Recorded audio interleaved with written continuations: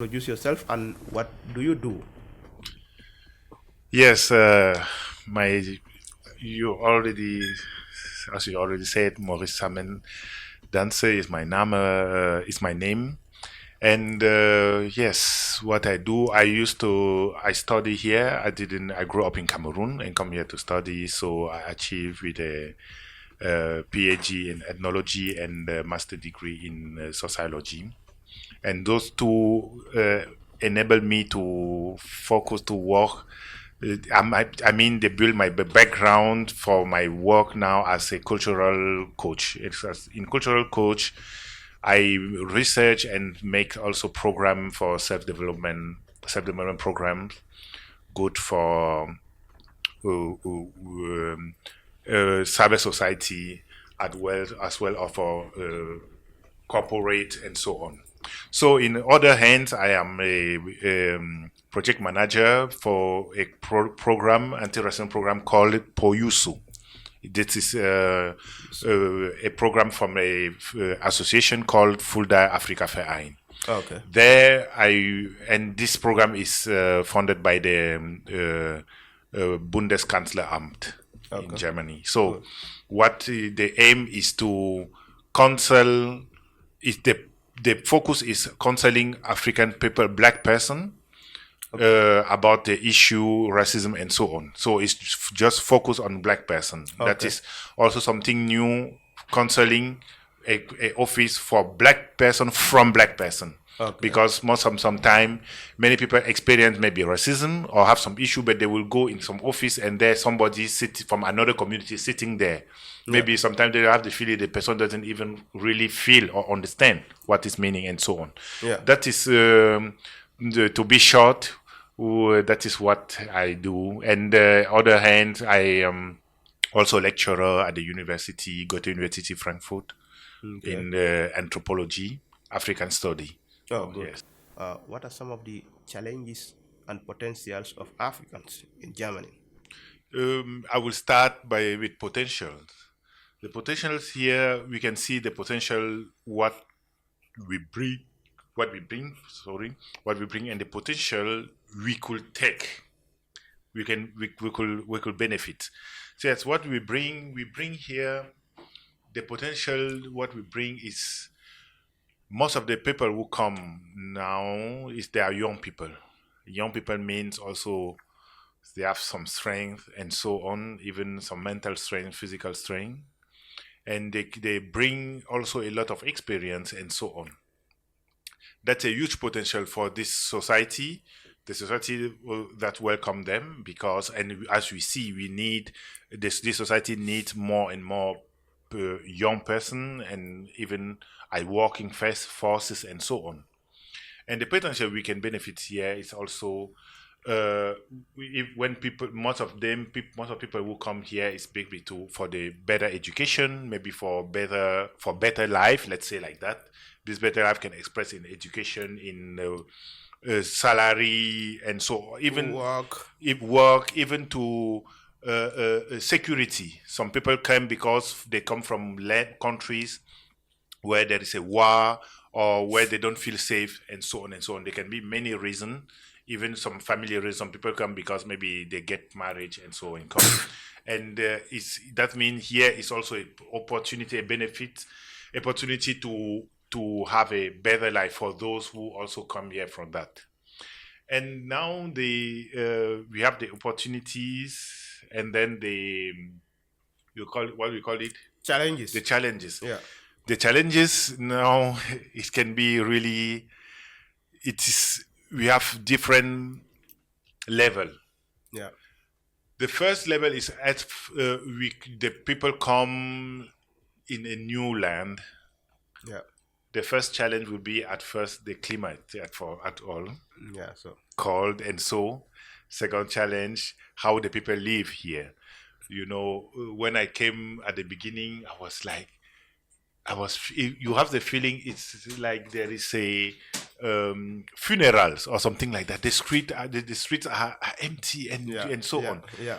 And it was not so easy, because some of the students, some of them even went back home because they didn't.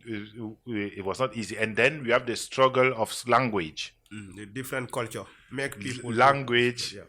culture, and many things are different. Let's say like that. When somebody come here, many things are so different. That is a struggle we can talk maybe deeper about, Yeah. because, and that is the first point. The second part also of the challenges is our, let's say, it's not generally, but many people are in something what we call remittances, are involved in remittances. That means many people are here and support their family home through money or material, anyway, how they send things and so on. It's also a struggle, a challenge, because even some come, they just start here in Germany. They didn't. I mean, they just come and they have to look for language classes and so on. But the family start to say, send money, send money, send money. Yeah. And it's a struggle because it's a really huge thing. Because many people, not all, for those who are not involved, they are really lucky. But many people I know, they are really involved in that. And then they will have to struggle, all the struggle to find here how to survive, and other hand to back home. Yeah. And the problem is, when they send, they will say, okay, they are sending because they are helping the family. Yeah. But once they are not able, they can send money every month on no matter how, but when they are not able to send, or when they don't want to send, they still to feel now the repression. This repression means it is not solidarity, because solidarity means I am free to give, to do something, or not give to anyone. To anyone, or not to give without a hope. But if when I don't give, I have repression, that means I have a function. That is a function, and this kind of way, this kind of thing, is not so far from what we can call independence relationship. Right? That in some cases also can be even called as modern slavery. In so far that somebody is living, and most of somebody is living and have to assume some role in your life. Yes. And the point is, what happened when the person say, I will not do? The repression, what most of the African people, they are afraid from a phenomenon, what they call witchcraft. That's why I say they're not afraid from witchcraft. I say a phenomenon that they term witchcraft, because most of the time when we go in the reality of those cultural reality, we see we are talking about a phenomenon that's not so far addresses in the Western context, and we just term it witchcraft, but sometimes it's not really that. So, and this, what I'm talking about, is the reality of many persons from Africa I know, no matter which country. And that is, I talk about right now a lot, because it's really, really important. Because even the all other issue that we will address, we will see that this point is really it's the most vital point. Yes. Because when you start, for example, for people who decide not to function, not to take this servile function, what happened to them? They start to get involved in some fight. This fight, make that they are not. It's not easy for them to evolve in their integration here. No matter in work, in love, and so on and so on.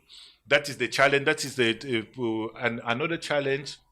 It's also, many of us come here with already with identity issues. These identity issues is all African country except Ethiopia, but I will not say except Ethiopia. Most African country, we have experience what we can call imperialism. Different cultures incorporated in different African countries. We have we have like